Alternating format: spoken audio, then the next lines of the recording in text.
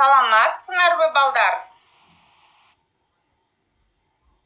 Маанайыңар жакшыбы?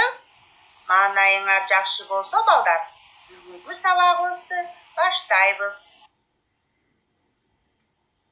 Сабакты баштаардан мурун балдар, алтын эрежеге көңүл буруп алалы.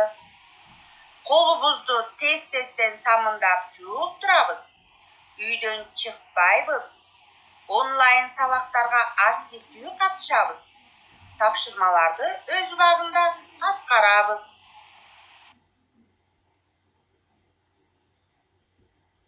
Сабактын темасы муун жана ташымал. Сабактын максаты тема боюнча кеңири түшүнүк аласыңар. Сөздөрдү муунга бөлө аласыңар. Сөздөрдү ташымалдоону билесиңер. Тактыкка, тапкычтыкка тарбияланасыңар. Сөздүн бир ыргак менен айтылган бөлүгүн муун дейбиз. Сөздө канча үндүү тыгыш болсо, ошончо муун болот. Мисалы, жазуучу, китепкана, окуучу. Жазууда сөздүн батпай калган бөлүгүн жаңы сапка жазуу, ташымалдоо деп аталат.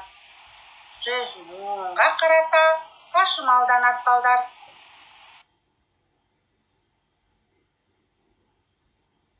Биринчи бөлүгүнү карасак балдар, бизге Чыңгыз Айтматов жөнүндө текст берилген экен.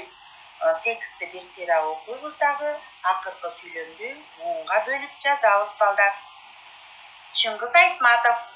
Залкар жазуучу Чыңгыз Айтматов 1928 жылы 12 декабрда Таластын Кара Буура районундагы Шекер айылында төрөлгөн.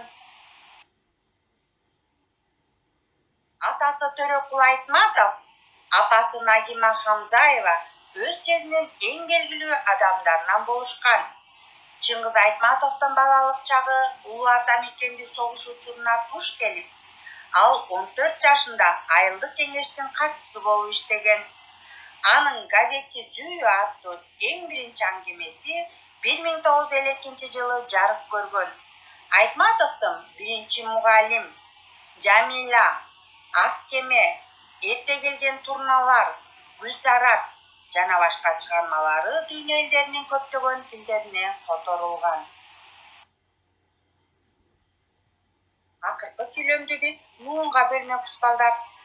Айтматовдун биринчи мугалим, Жамила, Ак кеме, Эрте келген турналар, Гүлсарат жана башка чыгармалары дүйнө элдеринин көптөгөн тилдерине которулган. Экинчи көнүгүүнү карайбыз. Чыңгыз Айтматов качан жана кайсы жерде төрөлгөн? Анын ата-энеси кимдер болгон? Чыңгыз Айтматов согуш учурунда ким болуп иштеген? Анын эң алгачкы чыгармасы кайсы? Залкар жазуучу Чыңгыз Айтматов 1928 жылы 12 декабрда Таластын Кара Буура районундагы Шекер айылында төрөлгөн. Атасы Төрөкул Айтматов, апасы Нагима Хамзаева өз кезинин эң билимдүү адамдарынан болушкан. Чыңгыз Айтматов согуш учурунда айылдык кеңештин катчысы болуп иштеген. Анын эң алгачкы чыгармасы газетчи Зүйү. Үчүнчү көнүгүүнү карасак, тексттин биринчи, экинчи, үчүнчү сүйлөмдөрүн көчүрүп жазып, ташымалдоого болбой турган муунду табат экенбиз балдар. Бул жерде балдар, өзүңөр көрүп тургандай, алдын кызыл менен белгилеп сызып койгон сөздөр ташымалданбай турган сөздөр экен. Алар өз, ең, туш, ал деген сөздер.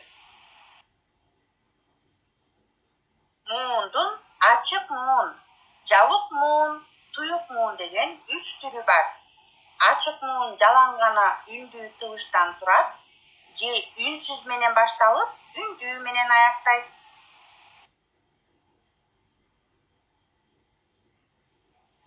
Бул жерде балдар силер 3 сөздү көрүп турасыңар. 3 сөздөн 2 муундан турат экен дагы. 2 мууну тең ачык муун экен. Биринчи муундары жалаң үндүү тыбыштан туруп атат. Ал эми экинчи муундары үнсүз менен башталып, үндүү менен бүтүп атат. Булар ачык муундар.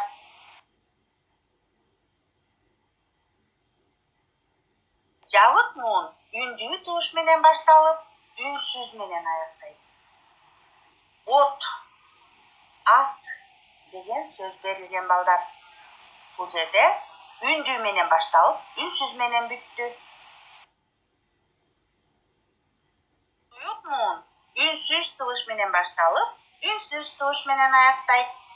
Топ бир муундан туруп, бул туюк муун. Мектеп 2 муундан турат экен дагы. 2 мууну тең туюк муун. Муздаткыч бул дагы туюк муундар 3 муундан турат. Муздаткыч.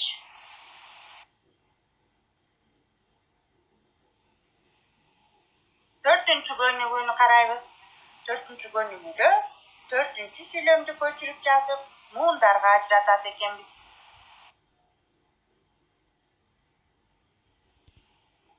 Бешинчи көнүгүүнү карасак балдар, Чыңгыз Айтматовдун кандай чыгармаларын билесиңер? Аларды муунга бөлүп жазгыла. Өзүңөр көрүп тургандай, чыгармалары муунга ажыратылып жазылды.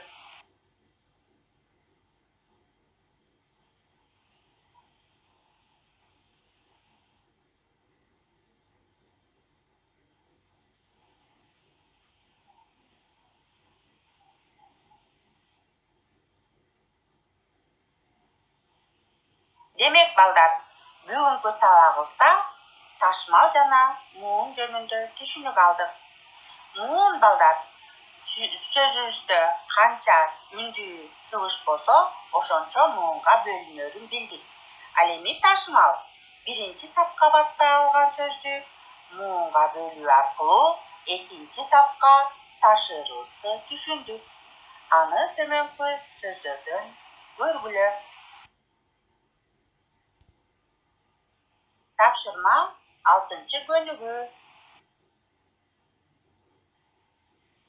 Силер акылдуусуңар балдар. Сабакка активдүү катышабыз. Катышканыңарга чоң рахмат. Саламатта калгыла.